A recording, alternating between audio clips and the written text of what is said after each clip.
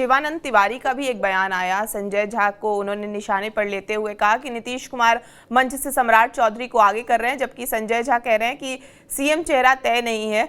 और उन्होंने संजय झा को प्लांटेड तक बता दिया, जिससे जेडीयू के भीतर भी इस मतभेद की चर्चा जो है वो तेज हो गई है। उनके बयान से ये भी संकेत मिलता है कि बीजेपी अब नीतीश कुमार की भूमिका सीमित करने की रणनीति पर भी काम कर सकती है। अगर वैसे भी नहीं बात करें तो भी हम शिवानंद तिवारी को ही देखें तो नीतीश कुमार के एक टाइम पर बेहद करीबी रहे हैं, और इस तरह से ये भी बयान को बल मिलता दिख रहा है। देखिए, बीजेपी और जदयू में आपस में मिलजुल करके एक तय हुआ कि अब मुख्यमंत्री बदले जाएंगे, नीतीश कुमार की जगह बीजेपी का मुख्यमंत्री होगा। यहां तक तो बीजेपी और जदयू में आपसी सहमति से निर्णय लिया गया। इसके बाद जब मुख्यमंत्री कौन होगा ये बीजेपी को तय करना है, और बीजेपी वैसे ही तय करेगी जैसे वो तय करती आई है। बीजेपी के कामों में, बीजेपी के निर्णयों में दूसरी पार्टी का न तो कभी चला है और न इस वक्त चलेगा। ये एक तरीके का नैरेटिव चलाया जा रहा है जदयू के कुछ नेताओं के द्वारा भी और बीजेपी के द्वारा भी कि नीतीश कुमार की सहमति से नया मुख्यमंत्री तय होगा और नीतीश कुमार के मार्गदर्शन में नई सरकार काम करेगी। ये दोनों बातें जहां तक मेरी समझ है सही नहीं है, क्योंकि अगर मुख्यमंत्री बीजेपी का होगा तो केवल बीजेपी तय करेगी, और वो कैसे सरकार चलाएगी ये भी बीजेपी तय करेगी।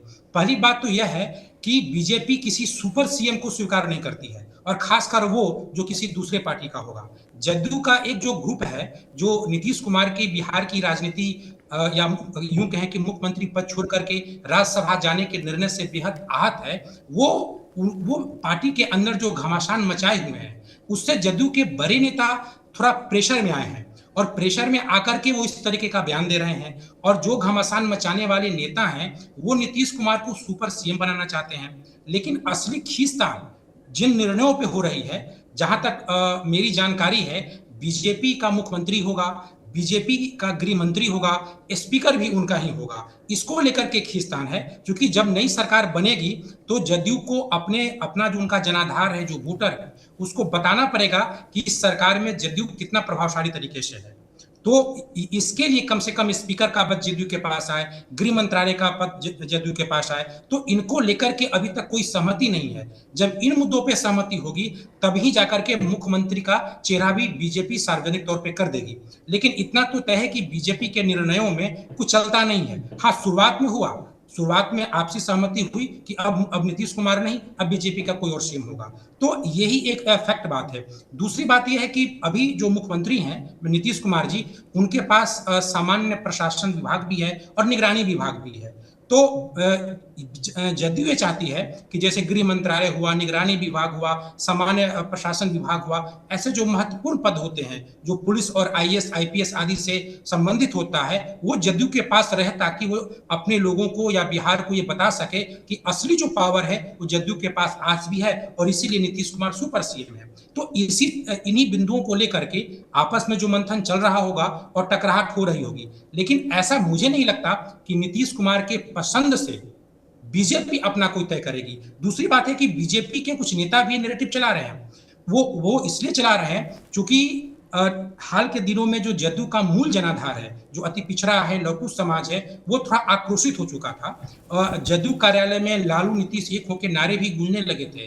तो इससे भी बीजेपी को लगा कि अगर नीतीश कुमार का जो मूल जनाधार है, उनका विश्वास अगर जीतना हो तो नीतीश कुमार के साथ एक सम्मानजनक तरीके से रवैया पेश करना पड़ेगा। इसको लेकर के बीजेपी के भी बड़े नेता ये कह रहे हैं कि नीतीश कुमार के मार्गदर्शन में ही नई सरकार चलेगी। लेकिन इस मार्गदर्शन शब्द की क्या व्याख्या हो सकती है? मार्गदर्शन का मतलब ये थोड़ी है कि नीतीश कुमार सुपर सीएम बन जाएंगे, या नई जो सरकार बनेगी बीजेपी के जो मुख्यमंत्री होंगे उनके मामलों में नीतीश कुमार का हस्तक्षेप होगा। ऐसा कभी होता नहीं है, और ऐसा होना भी नहीं चाहिए।